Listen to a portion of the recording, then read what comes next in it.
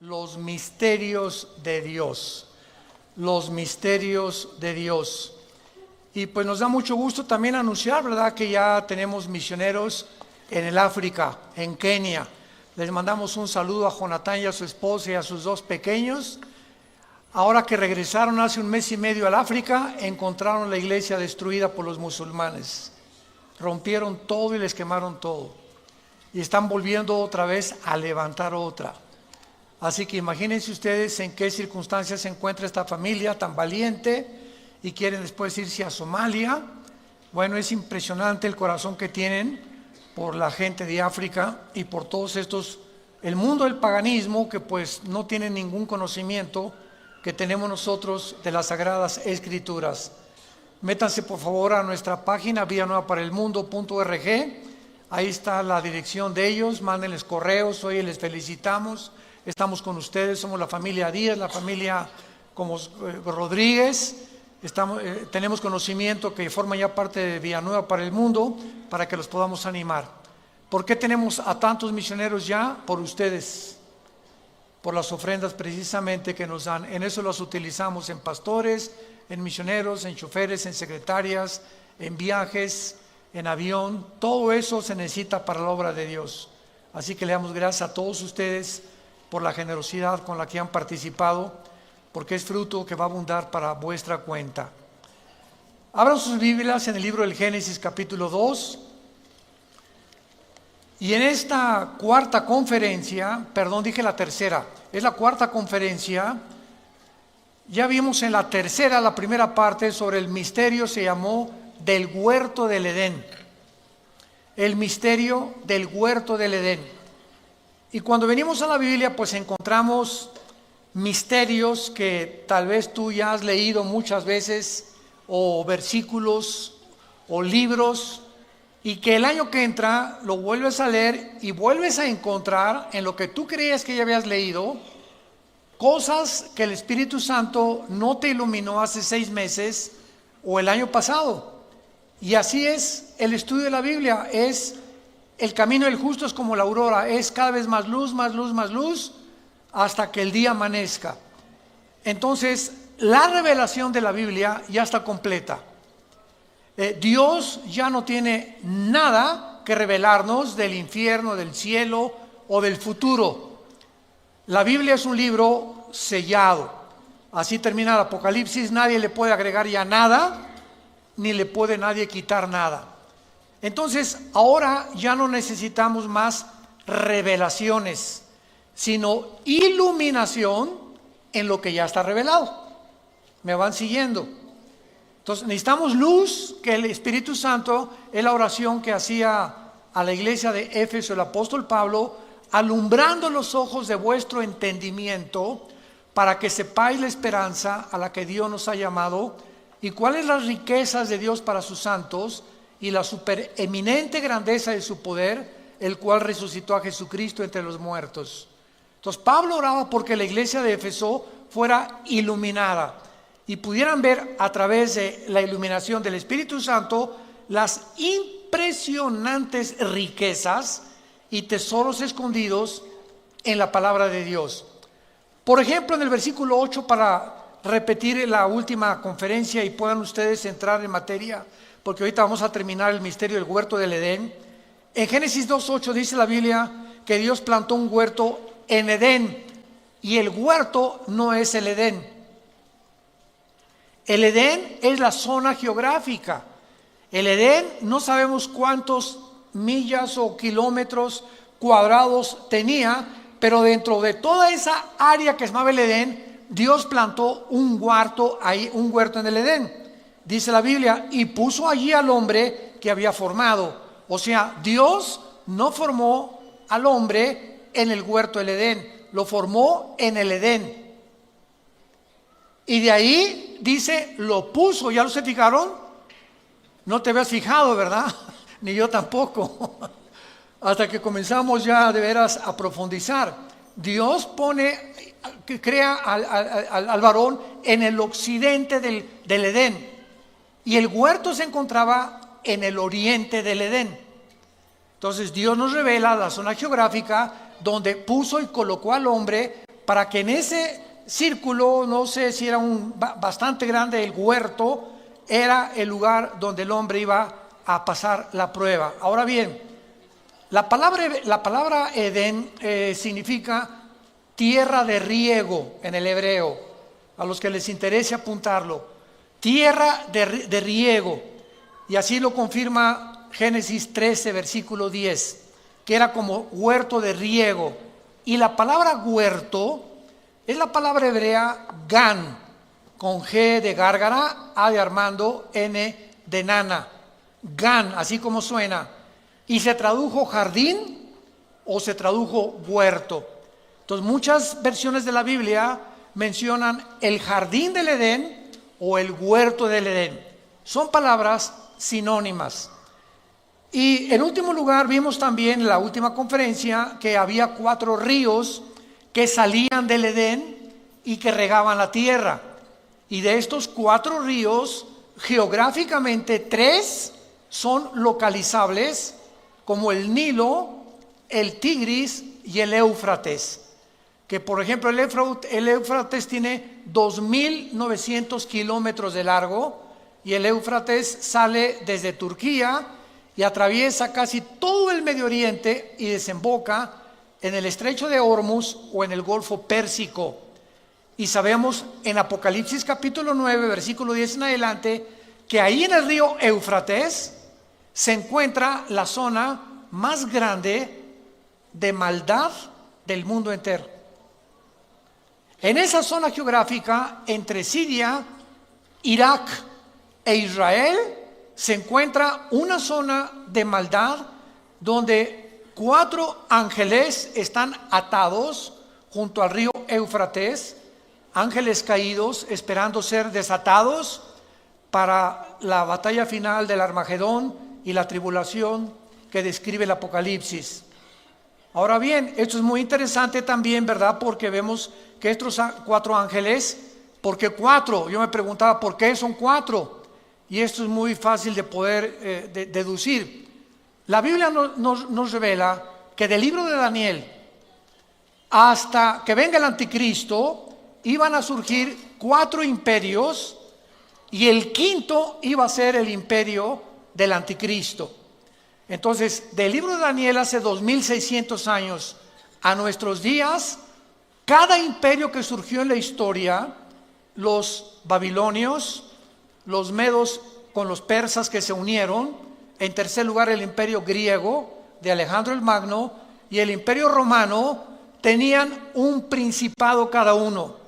Y esto lo explica Daniel capítulo 10.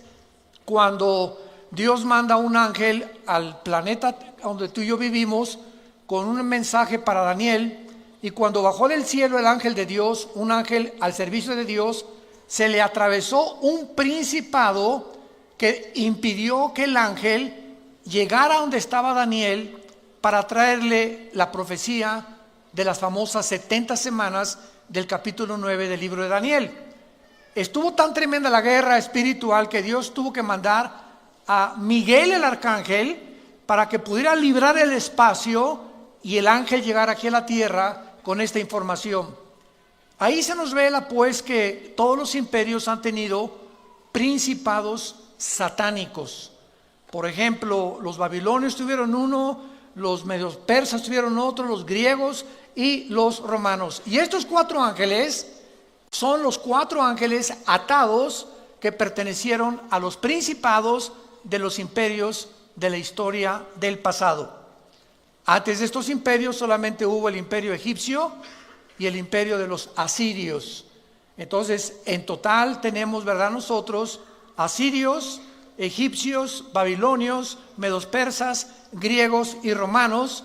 Y estos 6 imperios que la Biblia nos describe y nos corre las cortinas de la historia han tenido principados satánicos, y estos 6 imperios son descritos en Apocalipsis capítulo 17. Y ahí se nos muestra claramente que viene el 7º imperio, que es la confederación de 10 naciones que se van a formar, 5 del Medio Oriente y 5 de Europa, para poder formar la última forma de gobierno mundial, de donde el anticristo va a derribar a 3 de estas naciones Daniel capítulo 7, y entonces él toma el poder de Europa y del Medio Oriente, no de Rusia ni tampoco del África. Entonces el anticristo no va a ser el dictador del mundo entero, como no lo fue Hitler, ni Mussolini, ni Stalin, ni Saddam Hussein, ninguno de los dictadores. Han sido fracciones del mundo geográficas en la que ellos han podido controlar. El anticristo controlará, repito, Europa y el Medio Oriente nada más. Rusia se va a aventar contra Israel, y entonces la coalición del sur, que tal vez sea Egipto con naciones del norte de África, se encontrarán en Israel para la tercera guerra mundial, que la Biblia la llama la batalla del Armagedón. Muy bien. Es importante ahora en esta cuarta conferencia entre el huerto del Edén, que estamos como uno de los misterios de Dios, contestar la siguiente pregunta. ¿Realmente el huerto del Edén se encontraba en Irak, en Siria o en Jerusalén? Entonces vamos a ver ahorita, a través de nuestra investigación y nuestro estudio bíblico, de qué forma la Biblia nos muestra que el huerto del Edén fue el lugar donde Dios tenía reuniones con los ángeles y donde Dios tenía reuniones con Adán. Por ejemplo, en Génesis 3:8 dice que Jehová caminaba con Adán y la voz de Dios se oía en el huerto del Edén. O sea, desde el principio de la creación, Dios ha querido tener comunicación con nosotros, comunión con nosotros. Nos creó Dios para que lo conociéramos, para que supiéramos que estamos debajo de una deidad, de un creador, diseñador inteligente, y Dios ama la comunión. Entonces el huerto del Edén se pierde y vemos nosotros en el tabernáculo, que fue inmediatamente después el primer lugar donde Dios se volvió a reunir con el ser humano, que fue el lugar que Dios escogió para restablecer la comunión. Entonces en el tabernáculo estaba el lugar santísimo, el lugar santo, el atrio o el patio, donde el sacerdote, sumo sacerdote, entraba en septiembre y octubre, que es el mes que nos corresponde al calendario hebreo, Tishri. Y ese mes, que es el mes de Yom Kippur, o el día de la expiación, el sacerdote entraba ahí y ofrecía sacrificio por todo el pueblo de Israel. Muy bien, Cristo muere en la cruz del Calvario y todos esos sacrificios del Antiguo Testamento se acabaron. Tetelestai, consumado es. Ya no más sacrificios, ya no más ofrendas por el pecado. Cristo en la cruz ofrece lo que todo en el Antiguo Testamento eran símbolos, y Él en la cruz muere en nuestro lugar, y Él es el Cordero tipificado en los sacrificios del Antiguo Testamento. Entonces, de Cristo a nuestros días, ya no necesitamos a ningún hombre que interceda por nosotros ante Dios. Ya no hay el patrón de los taxistas o el patrón de la Virgen de la Macarena, la Virgen del Socorro, etcétera, etcétera, o Santo Tomás, o lo que sea.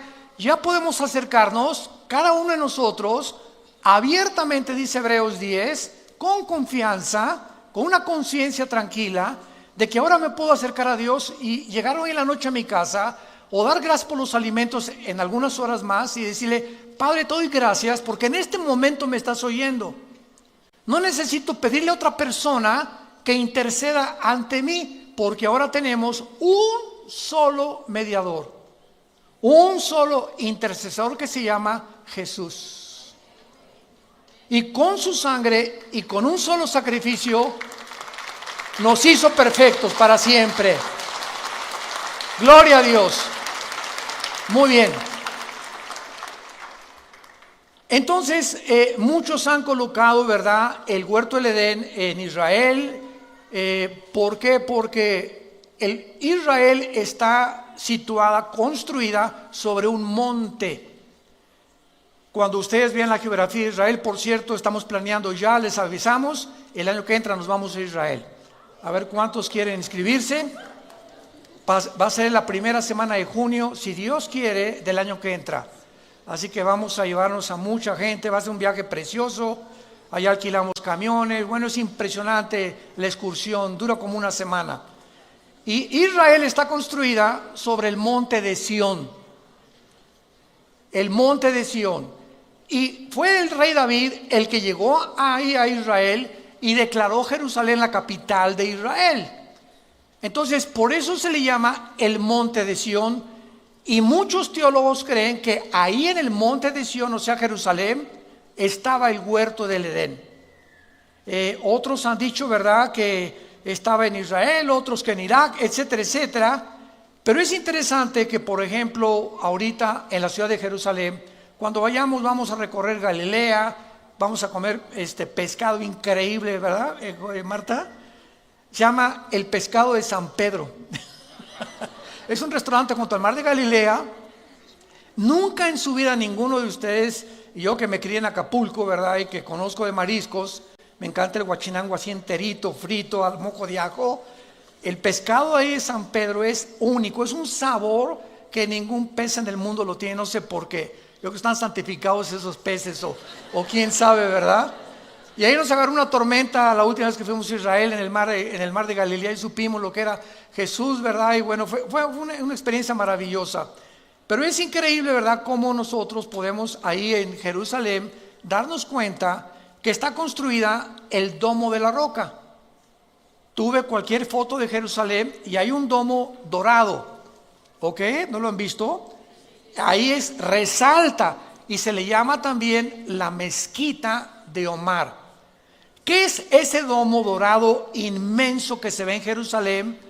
En el año 70 después de Cristo, el general Tito del Imperio Romano, hijo del emperador Vespasiano, llegó a Jerusalén y cumplió la profecía de Mateo 24, 3 y 4, que Jesucristo dijo: no quedará este templo tan precioso que reconstruyó el rey Herodes, no quedará piedra sobre piedra.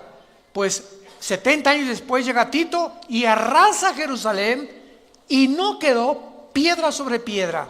Muy bien, pasaron 6 siglos, en el año 600 después de Cristo, cuando un califa musulmán construye exactamente donde estaba el templo judío, de donde ofrecían los sacrificios y las ofrendas, ahí encima construyen la mezquita de Omar y el domo de la roca.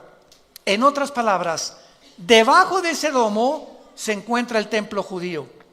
Y esta es la razón por la cual los judíos no han podido reconstruir su templo, aunque ya tienen casi todo el mobiliario y todos los instrumentos que se usaban, pero ellos dicen que tendrían que derribar la mezquita de Omar o destruir el domo de la roca. Si lo hacen, se viene una guerra impresionante en Israel, porque imagínense nada más, es un lugar santo y sagrado para los musulmanes. Entonces, ¿cómo va a ser reconstruido este templo? No lo sabemos, tal vez va a haber un terremoto, la invasión de Rusia e Irán que está próxima ya contra Israel. Algo va a suceder, pero los judíos necesitan ese lugar para reconstruir su templo. Entonces, esta es la razón por la cual es un lugar santo. Y es interesante que en la puerta norte de esta mezquita, cuando vayamos a Israel lo vamos a ver, o lo puedes ver en los libros de historia, se le llama la puerta del paraíso. Así le pusieron en árabe, Baj Jiná. Y en el piso enfrente de esta puerta hay una piedra de color jaspe, verde, como de medio metro cuadrado, que los musulmanes le llaman la piedra del Edén. Entonces vamos a ver muchas cosas que son interesantes, tanto en la arqueología como en la historia, que apuntan sin lugar a dudas que el huerto del Edén efectivamente se encontró en la ciudad de Jerusalén, porque ahí comenzó la humanidad. Ahí fue donde Abraham, de una forma tipológica, iba a sacrificar a Isaías, a su hijo Isaac, que era el tipo del Cordero de Dios. Ahí en Jerusalén Jesús vivió, murió, fue enterrado, resucitó. En Jerusalén ascendió hacia el cielo y en Jerusalén terminará la humanidad. Por eso les digo, apúrense, vamos antes que se acabe todo. Ahí va a acabar la humanidad, de acuerdo a la Biblia. Zacarías 12, del 2 al 3, dice en Zacarías 12, capítulo 2, versículos 2 y 3, que Jerusalén se va a convertir en una piedra pesada para los pueblos que se congreguen en contra de ella. En el día en que Dios vaya a permitir que las naciones sitien a Jerusalén y venga la guerra del Armagedón, Apocalipsis 16, del 10 en adelante. Muy bien, ahora vamos a ver el terreno espiritual. Sabiendo que la ciudad de Jerusalén, todos estos antecedentes nos van a ayudar a llevar a una conclusión lógica, histórica y teológica. Sabiendo que la ciudad de Jerusalén es el centro del conflicto espiritual de los siglos, es lógico que ahí se lleve la tercera guerra mundial, la batalla del Armagedón. Veamos algunos pasajes en la Biblia, por ejemplo en el libro de Joel. Joel capítulo 3, versículos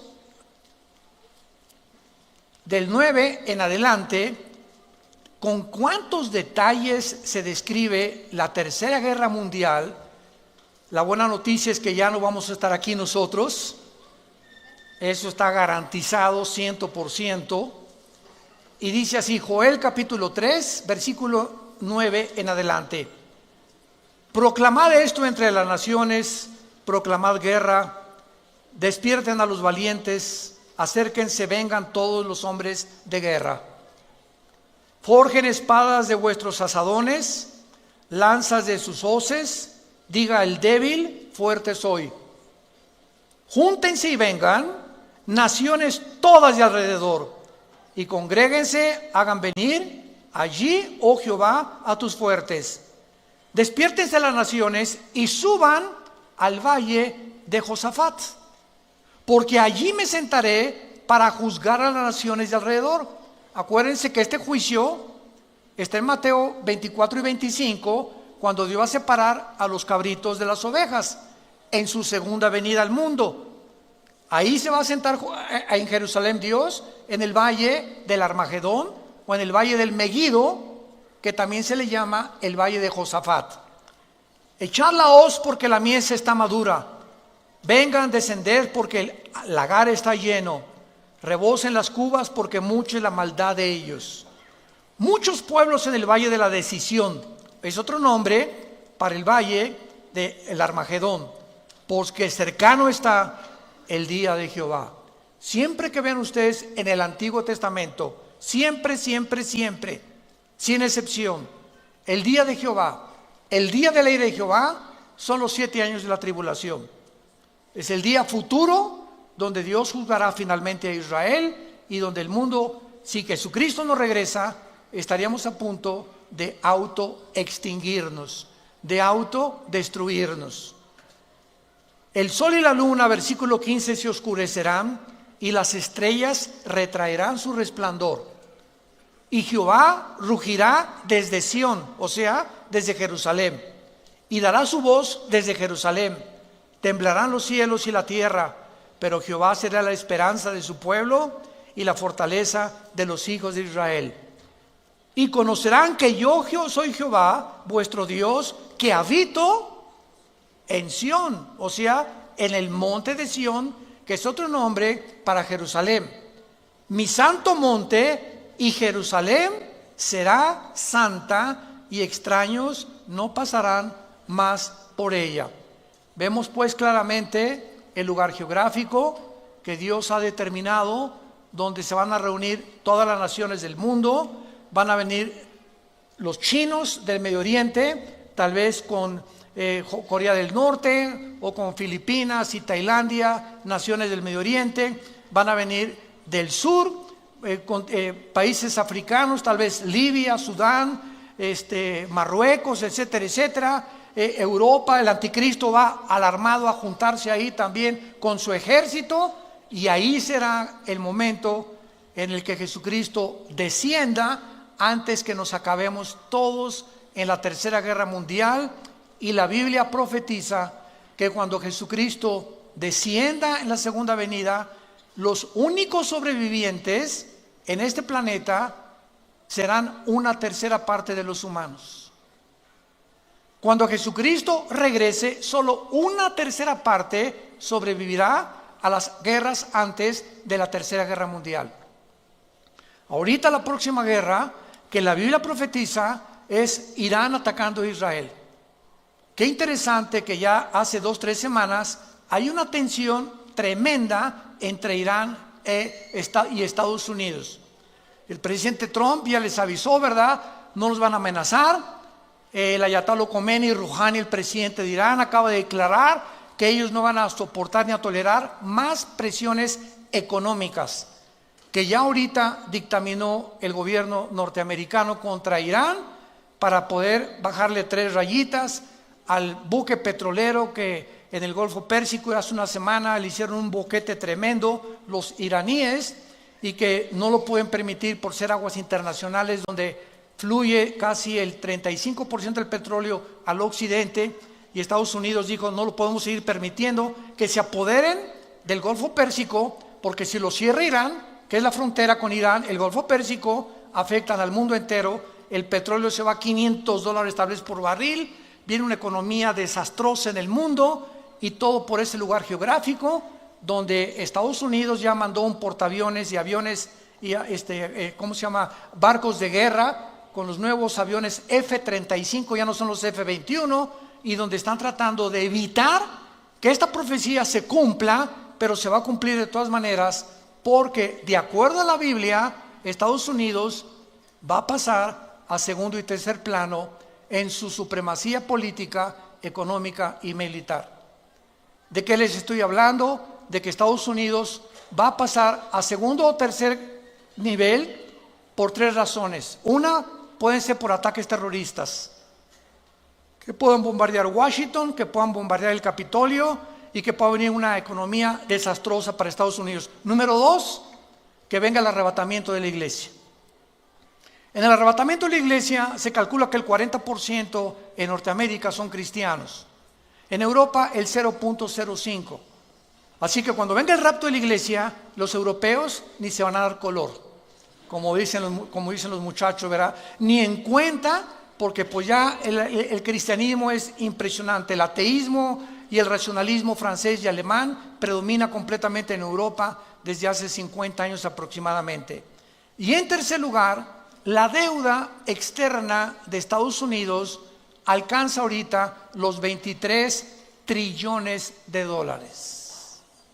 23 trillones de dólares.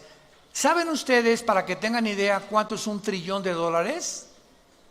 Si tú comienzas a contar $1 de aquí a 250 años, no alcanzas a contar $1 trillón de dólares. Para que lo compares con lo que tienes en el cochinito en tu casa, en nuestra alcancía. Entonces, Estados Unidos no puede permanecer. Ahora bien, en el momento en que algo sucede en Estados Unidos, en esta época que estamos viendo, no sabemos cuándo, en ese momento Rusia aparece en las profecías de la Biblia con China y con Irán. Ezequiel capítulo 38 del 1 al 6. Irán aparece con el nombre en la Biblia de Persia. Y Persia se le cambió el nombre a Irán en 1935, a la República Islámica de Irán. Entonces vemos nosotros que cuando venimos a la Biblia, no es un libro de leyendas, como dice la gente, ni Aladino en el País de las Maravillas. La Biblia está respaldada por la arqueología, por la paleontología, por la antropología, por la química, por la genética, por la biología, por la física, por cualquier disciplina que tú me quieras mencionar y cualquier persona que se atreva. Es un libro hecho por hombres y está lleno de contradicciones. Siempre la pregunta es, ¿ya lo leíste? Cabeza ¿de qué le decimos? Para no decir ya nada, ¿verdad? De aguacate me dijeron. Bueno, por favor, entonces estamos en un mundo donde la gente está comenzando a hablar cosas sin sentido y donde los medios de comunicación están propagando cosas espantosas. ¿Por qué? Porque para que lleguemos al punto que la Biblia profetizó, antes de que nosotros naciéramos, Y antes de que pudiéramos comprender que los profetas hebreos hablaron al pie de la letra todo lo que profetizaron, el mundo tiene que llegar, escúcheme con mucho cuidado, a la destrucción de la familia. Tenemos que decir que hay una luz, y la iglesia es la luz. No hay nadie más que la iglesia cristiana como la luz del mundo. Tenemos que alumbrar y tenemos que ayudar a tanta gente que están autodestruyéndose por una mala información. Muy bien, veamos en Éxodo capítulo 25 de qué forma en el huerto del Edén o en el jardín del Edén, pues era un lugar geográfico con plantas, con manzanas, con frutas, etcétera, etcétera.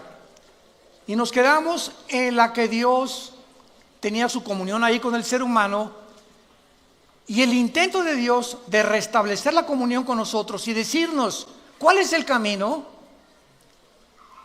Hizo el tabernáculo Moisés, y el tabernáculo tenía dentro un menorá.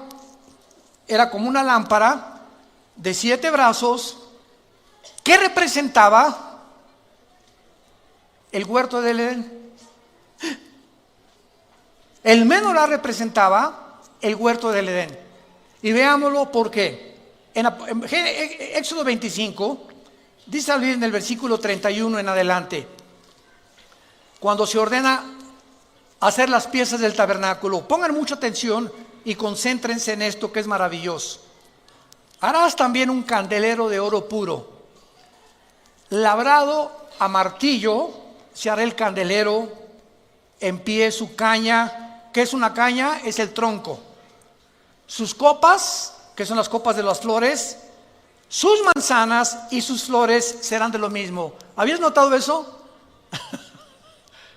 Que cada uno de los pilotes del candelero simbolizaban árboles, hablando de los árboles que tenemos aquí adentro, las neuronas.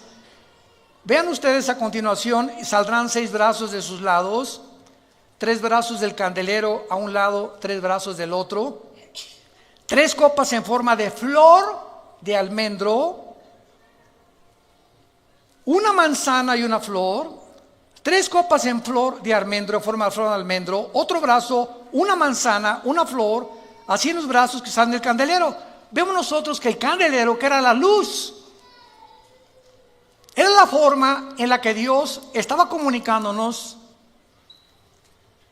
Los expulsé del huerto del Edén, el jardín que les preparé porque les amo, y quiero decirles a ustedes en la construcción del candelero que no me he olvidado de ustedes. Les doy la representación del candelero ahora dentro del tabernáculo, para que puedan ustedes en su corazón recordar que soy un Dios que te ha amado con amor eterno y que no me he olvidado de ti. Cuando alguien se olvida de Dios, eres tú. Dios nunca se olvida de nosotros. Cuando alguien abandona a Dios, eres tú, no es Dios el que nos abandona. Dios nos dice: estaré contigo, no temas, nunca te dejaré ni te desampararé. Cuando sentimos que Dios nos ha abandonado, no es Él que nos ha abandonado, somos nosotros.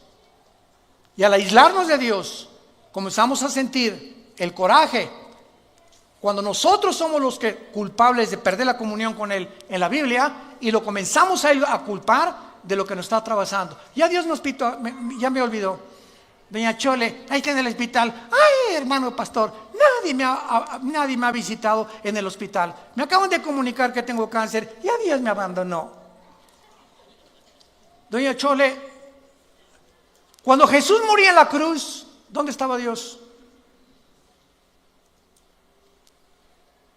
Podríamos decir, fue lo que dijeron los fariseos. ¿Cómo es posible, y los griegos, que este hombre se diga hijo de Dios? Si fuera hijo de Dios, Dios haría algo por él. Sin embargo, detrás de esa cruz y de ese sacrificio y de ese guiñapo humano en el que el Hijo de Dios se convirtió, se encontraba la sabiduría de Dios, el poder y el amor de Dios. Pero ¿cómo se podría interpretar así cuando un hombre ensangrentado moría en la cruz? Porque los pensamientos de Dios no son nuestros pensamientos, ni sus caminos son nuestros caminos. Tú quieres con tu mente intelectual tratar de comprender a Dios, y quieres que Él piense como tú piensas. Es que si yo fuera Dios no haría esto, y si yo permitiera a Dios, yo pensaría de otra manera. Claro que sí, cerebro de caracol y de chapulín. Esa es la soberbia intelectual que nos hace bajar a Dios y colocarlo en el banquillo de los acusados y convertirnos en abogados acusadores, en fiscales de Dios. Ahora tú contéstame, Dios, ¿por qué hiciste esto? ¿Por qué hiciste aquello? Cerebro de aguacate. Esta es la razón por la cual Jesús, cuando bajó al mundo, dijo que la característica y la virtud más grande para un ser humano conocer a Dios se llama la humildad. La humildad. Y la humildad no es, hermanito, ¿cómo está? Y andar con guarachitos y eso de que los pobres son humildes. ¿De dónde sacaron eso? Eso no es bíblico. La persona humilde, de acuerdo a la Biblia, es la persona que reconoce su incapacidad de gobernar su vida, ni su matrimonio, ni sus hijos, ni su negocio, que tiene necesidad de alguien más, que lo saque del hoyo donde nos encontrábamos muchos de nosotros, de las tinieblas que cubrían nuestra mente hace muchos años para muchos de nosotros, que venga un rayo de luz y que nos muestre que existe otro mundo y que hay esperanza y que podemos vivir mejor, y ese reconocimiento se llama humildad. Porque hasta que tú no reconoces una entidad espiritual superior a ti, nunca conocerás la verdad. Te vas a meter en una cárcel intelectual donde yo soy escéptico, agnóstico o ateo o humanista o materialista o darwinianista o evolucionista, y ahí te encierras y jamás saldrás de esa prisión, porque Jesús vino a abrirnos las puertas de la prisión, a darle libertad a los cautivos, vista a los ciegos, dirección y camino a los humildes de corazón. Vemos nosotros pues aquí en esta descripción maravillosa de Éxodo 25, en el versículo 34, y en la caña central del candelero 4 copas en forma de flor de almendro. Otra vez flores, manzanas y flores. Habrá una manzana debajo de los brazos del mismo, etcétera, etcétera. Y en todo esto, ¿qué se está simbolizando? Un jardín. ¿Qué jardín? El jardín del Edén. El paraíso donde Dios colocó a la primer pareja de seres humanos para probarlos y para mostrarnos que aun cuando quedamos mal con Él y le hemos rechazado y hemos querido hacer nuestras propias leyes y nuestro propio código de conducta y de moral, Dios se acuerda de nosotros. Muchos de ustedes que nos oyen por la televisión y los medios masivos de comunicación, o los que han venido aquí en la asistencia, no has venido por coincidencia. Quiero decírtelo de una vez. Tú no has venido aquí a escuchar a un hombre, has venido a escuchar lo que la Biblia dice acerca de tu vida, de mi vida y del futuro. Y has venido a escuchar dónde se encuentra la medicina para que salgas del hoyo donde te encuentras. Hace muchos años dicen que un hombre se encontraba en un pozo. Y pasó un hombre y le dijo, ahí te va estas reglas de ética, léelas. Y luego pasó otro hombre y le dijo, le sobó la cabecita y le dijo, te deseo lo mejor, que salgas pronto. Y pasó un tercer hombre y le dio la mano y lo sacó del pozo. El primer hombre fue Confucio, el segundo hombre fue Buda y el tercer hombre fue Jesús. De todos los líderes religiosos que ha habido en el pasado, Él es el único que nos vino a sacar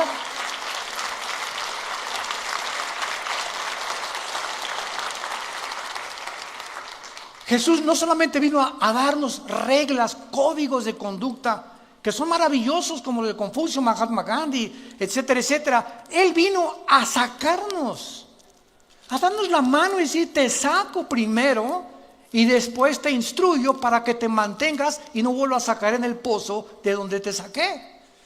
Esa es la diferencia entre las religiones y el cristianismo. Las religiones son códigos, y haz esto, y no fumes, y no tomes café, y camina, miércoles de ceniza, peregrinaciones, ritos, ceremonias, liturgias. Y Jesús es la gracia que se nos da, que no la merecemos, para vivir para Él sin que hayamos hecho nunca nada bueno. Esa es la gracia. Cuando le preguntaron a un hombre de Dios que diera una palabra para definir el cristianismo, una palabra que no se encontrara en ninguna de las otras religiones, él contestó, la palabra es gracia. ¿Sabían eso? La palabra gracia en ninguna religión se encuentra, más que en la Biblia. Porque por gracia somos salvos por medio de la fe. Y esto no es de nosotros, porque es un don de Dios, para que nadie se gloríe.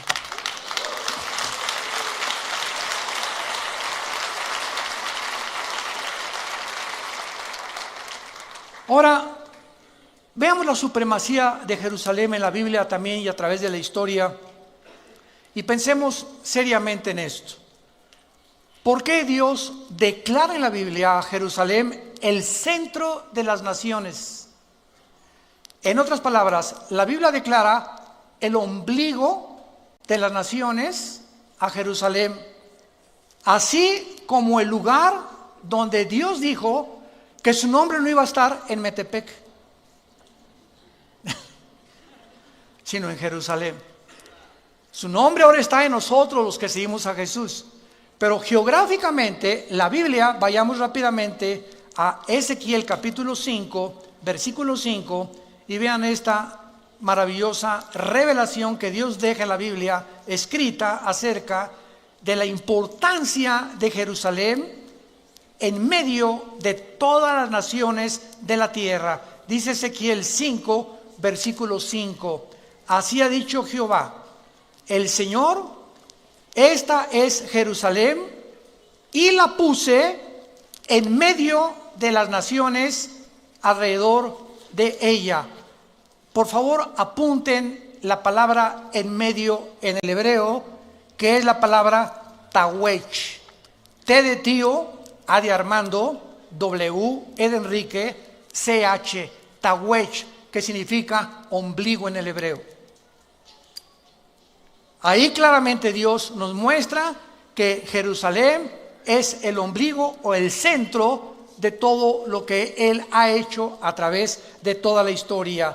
Y además, vayamos rápidamente al libro de Apocalipsis, al final de la Biblia, en el capítulo 22, nos revela, al acabar la Biblia, un huerto del Edén establecido al final de los tiempos otra vez. En otras palabras, lo que el hombre fracasó al principio de la humanidad en el libro del Génesis, la Biblia termina todos nosotros regresando con nuestra Eva y ustedes con su Adán. ¿Arroz? A ver si es cierto, dicen algunos, ¿no? Y mi esposa no estará tan gordita como usted, hermano. Y se parecerá a Rambo, mi esposo, en aquel tiempo. Miren, todas estas cosas ni te preocupes cómo se van a parecer, porque si en el momento en que nosotros estemos viviendo en el milenio, en el nuevo jardín del Edén, que es el reino milenial de Jesucristo, es en lo menos en lo que te vas a ver. Ya no vamos a ser tantos atraídos por el físico, sino por la espiritualidad en la que podemos vernos a nosotros, no como objetos sexuales o como objetos que anhelamos o como pasiones, sino algo mucho más profundo que es la atracción espiritual. Ahorita, ¿qué es lo que predomina en el mundo? Las pasiones sexuales. Y todo el relajo que estamos viendo y toda la confusión que hay en el mundo son solamente seres humanos, hombres y mujeres, donde le han abierto la jaula a su vida interior, han dejado que el león que traemos, el monstruo que traemos, salga de nosotros y lo único que veamos es sexo. Sexo, es nada más sexo. Ya no importa tener hijos, ¿verdad? No me importa no tener hijos, sino simplemente es que es el nuevo amor. Cuando ni siquiera la palabra amor se puede definir por los seres humanos. Porque en 1 Juan capítulo 4 dice la Biblia que Dios es amor. Pero ese amor de Dios no es el amor eros, no es el amor fileos, es el amor ágape, que es el amor incondicional, sacrificial, que respeta nuestro género. Qué tremenda, qué cosa más tremenda, ¿no? Y ya no oímos en la televisión, pues es que nos amamos. no saben ni lo que es, no saben lo que estás diciendo. No definen por favor el amor. Pues la atracción se parece a Travolta, yo me parezco a otro artista de televisión, ¿verdad? Y pues somos atraídos o mujeres. Entonces es la confusión que vivimos, porque ya no sabemos ni qué estamos por lo que siendo atraídos, ni por qué a fuerza interior nos está robando nuestra identidad, porque vivimos en ese mundo de confusión. Y veamos nosotros al final de la historia, en el capítulo 22 del Apocalipsis, versículo 1 al 3, ¿cómo termina la Biblia? Después me mostró un río limpio de agua de vida, resplandeciente como cristal, que salía del trono de Dios y del Cordero. En medio de la calle de la ciudad, y a uno y otro lado del río, estaba, ¿qué? ¿Y en dónde se habla del árbol de la vida? En Génesis capítulo 2, que es el símbolo de Jesús. Él es Jesús, el árbol de la vida, que produce otra vez frutos, dada cada mes su fruto, hojas, árboles, fruto, árboles, para la sanidad de las naciones, y no habrá más maldición. Y el trono de Dios y del Cordero estará en ella, y sus siervos le servirán. La última revelación de la Biblia es la siguiente, que nos funde los fusibles. Dios habitaba primero en la eternidad. En la eternidad no hay tiempo. La eternidad, cuando Einstein postuló el tiempo como una forma de la cuarta dimensión, vemos nosotros que el tiempo tuvo un inicio, Génesis 1, la materia y el espacio tuvieron un inicio físicamente, cuantitativamente y cuánticamente, y vemos nosotros que ese espacio, materia y tiempo donde nosotros vivimos ahorita se va a terminar. Y cuando Dios creó el tiempo, la materia y el espacio, Él vivía en la eternidad, hizo un tercer cielo para Él habitar ahí. Segunda de Corintios capítulo 12 del 1 al 3, hizo un segundo cielo, que es el segundo cósmico que vemos, hizo el primer cielo donde tú y yo habitamos, que es de la atmósfera hacia abajo. Y la revelación que la Biblia nos da es la siguiente: Dios habitaba en la eternidad, después bajó a un tercer cielo, y en el milenio Dios va a bajar de su tercer cielo, donde está su trono, y su trono ahora va a estar en la ciudad de Jerusalén. Ahí va a estar Dios gobernando el nuevo universo y los nuevos cielos y las nuevas tierras que va a crear, desde este insignificante, pequeñísimo planeta Tierra donde tú y yo vivimos. El creador de los cielos y la tierra bajará y se sentará, y tendremos acceso a Él, como ahorita lo tenemos a través de la oración en el Espíritu, y físicamente nosotros seremos enviados. No sé cuántas galaxias o cuántos mundos va Dios mandar, pero somos nosotros la insignificante iglesia, que somos menores que los ángeles ahorita en sabiduría y en poder, que nosotros vamos a ser puestos arriba de los ángeles. Nosotros vamos a juzgar a los ángeles, y los ángeles quedarán ayudándonos como siervos de nosotros, la iglesia. Esta es la posición y es la esperanza y el futuro que Dios nos promete en su palabra. Para que no pierdas la esperanza a la que fuimos llamados hasta el final de tu vida. Tu fe y mi fe no es en vano. No es en vano haber confiado en el Hijo de Dios, en el único que nos ha dicho: yo soy el camino, la verdad y la vida. Síguelo hasta el final de tu vida. No desmayes, no te desanimes, levanta tus alas como las águilas, porque Él te dará nuevas fuerzas. Y si tú has venido en este momento desanimado, desilusionado de tantas cosas, el mundo, en el basurero que nos rodea, porque el mundo está oliendo ya a putrefacción, ya por todos huele a putrefacción, ya amenazas de guerra en la economía, moral, degeneración, perversiones. Esto se va a acabar pronto. Él viene por nosotros, y en ese día sabrás que valió la pena confiar en el Hijo de Dios. No quisieran muchos de ustedes venir en esta mañana a la cruz de Jesucristo. Te damos gracias, Señor, en esta mañana por tu palabra. porque nos manda, Señor, que podamos nosotros en nuestro entendimiento fijarlo ya claramente y esperar por completo en la gracia que se nos traerá cuando Jesucristo sea manifestado. Aquel varón que bajó del cielo a este mundo, que fue crucificado, muerto, enterrado y resucitado a los 3 días, vive y quiere entrar a tu vida en esta mañana, en la que Él a través de la Biblia te menciona que te ama, que no quiere tu condenación, que puede transformar tus pensamientos y te puede devolver tu identidad, que muchos han perdido, porque es el propósito satánico robarnos nuestra identidad. Oh Dios, gracias por haber bajado a tendernos la mano y a morir por nosotros en una cruz. Y si alguna persona quiere en este momento recibir a Jesucristo como su Señor y Salvador, para que Él entre a tu vida y te ilumine y amplíe tu comprensión del mundo invisible espiritual que nos rodea, y no camines ya en tanta confusión, en tantas opiniones de hombres como tú y como yo, que no tienen la verdad, ni tampoco la medicina, solo la tiene el Hijo de Dios, porque su sangre nos limpia de todo pecado.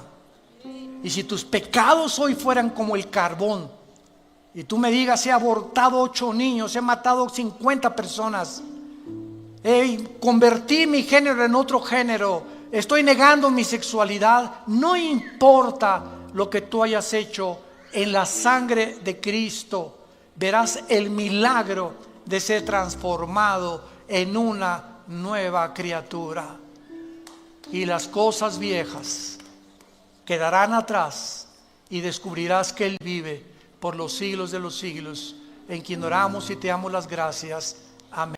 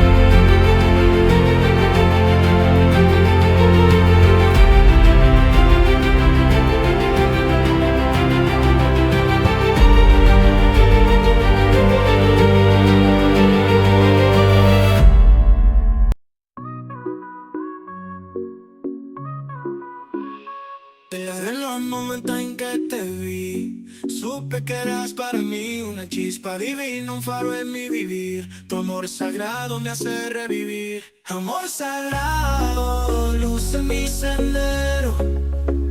Eres mi fe, mi cielo entero. En cada latido, en cada suspiro, encuentro en ti mi destino.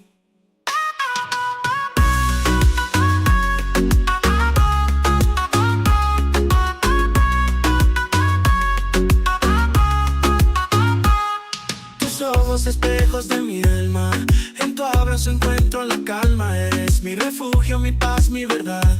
En ti descubrí la eternidad. Amor sagrado.